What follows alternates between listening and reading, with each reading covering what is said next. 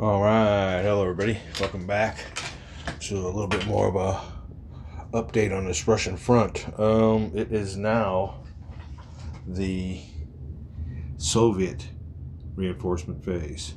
Now he just got done with all his replacements, and believe me, the replacements are coming in. You thought the reinforcements were bad. Well, they're starting to exchange forces and replace their losses on the front, and I think he replaced almost all of his losses. I don't see many hits here. I don't see any hits. I think he replaced all of his hits. Oh, except for he does have a couple units out of supply. You can see here, but another major note before we do his ground movement is all of his reinforcements for July are being withheld. So he held up all of his reinforcements. So that's kind of a good deal. I don't know if that was a wise move on his or not, but the thing of it is, when he does do that, withhold his reinforcements, I think there's certain cities here that they had to come into. Oops, hold on a second. Just put the camera on and forgot to tighten it down. But anyway, there's certain cities here that they have to come in on. And if he delays them for another month, he'll be able to place his reinforcements in any of his cities. So that's the option that you have to if you hold back your reinforcements for 1 month. Is instead of bringing them on in any city or in a designated city, they can be brought on in any city. So we'll see how that works out for him. I'm thinking that he must be looking at this front and thinking he's doing pretty good to hold back reinforcements. So that might be another red flag as to how bad I'm doing. But anyway, we will be back with some ground movement. And first is this special movement phase. He'll be able to do paradrops or amphibious landings and stuff. So we'll see what's coming my way. As a matter of fact, I am behind. He's got moves waiting. He says he's got 3 scenarios going on. So that's all he does at work is sit in the vassal screen and do what if scenarios. So I'm behind, and I've just been doing 14-hour days and barely getting enough time for sleep. I'm hoping this turns out right. This counter is upside down, so we'll see what's going on. We'll be back. Okay, well, we're back, and I just received the Soviet rail movement step. Now, I am like 3 or 4 days behind, and my apologies, but he's got a lot of movements coming. He said he made this move about 3 or 4 days ago. So here we are, and I will show you what he did. He gets 4 movement factors, 4 units. This factory counts as 3, and the factory was, where was it? Oh, the factory was here in Minsk. So he's used 3 of his 4, 2 of his factory off board. That way he gets his replacement factors guaranteed. What else? Oh, and he had 1 more factor left, and I believe it's this unit here. What was this city again? Vitebsk or whatever. But yeah, he moved this unit by rail because I believe they were all the way down here somewhere. I don't remember exactly where, but he moved them by rail up there. So that will take care of his rail movement phase. I got a little ahead of myself on the last one, and now I'm going to try to open up his special movement combat phases. So we'll see what we have in store for us there. But so far that's it. That's a look at the front, and we will see what goes on. He's got a couple units out of supply, so I was able to cut some off, but I was hoping to cut off more than that. But that is it on a stormy Thursday night on the Russian front. All right, we got a little bit of a Russian front update, and it has to do with the special movement combat phase. And I'll show you what's going on. That fleet that was out in the Black Sea, or he had poured or stashed in Odessa, made its move. And it just made its move right out here. Its Marine units and everything are invading the swamp hacks. And here's what the battle's going to look like. We'll have to do an air combat first. Then we'll figure out the naval and ground. But whoever survives, if his ship survives, they can go ahead and land his Marines. I debated on whether I should not even respond to the attack, but he would have blew these guys right out of the water. So I had to put up a little resistance, hopefully get a few hits in on there, but it's probably going to be a loss. Good initial attack, the Russians' first initial attack of the game, and it is the form of a Marine invasion. We'll be back. Okay, hello. We're back, and it is hot and heavy on the Russian front. And let me give you a quick little update and show you what's going on. First of all, down here, the Soviet player has launched a nice little offensive. And we'll give you a little quick run-up of the board here. But those are all attacks by the Soviet player. See what he's got going. And we'll get down to a little bit more detail down here.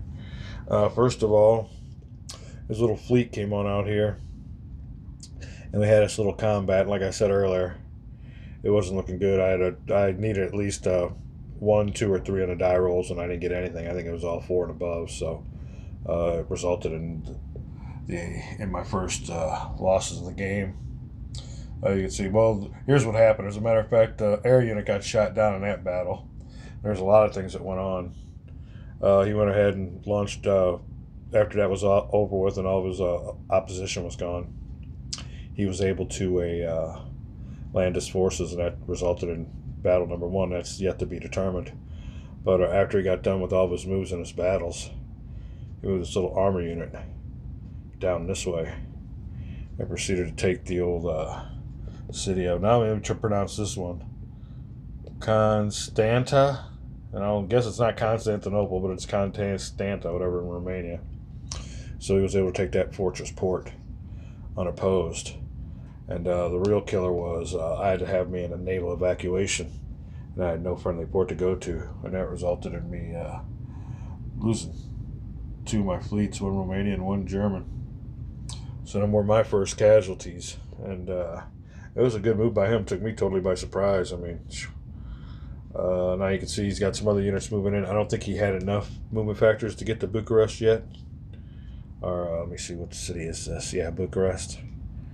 But he is on his way. Now, right now we're at the, we're on it non-phasing. We're on number 3C, non-phasing reserve ground movement step.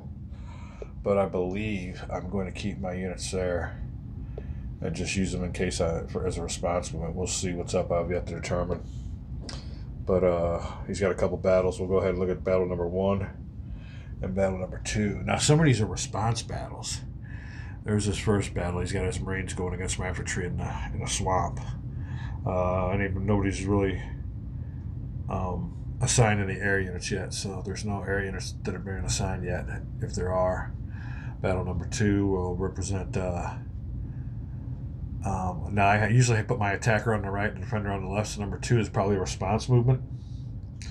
Our battle, so I'll be attacking him.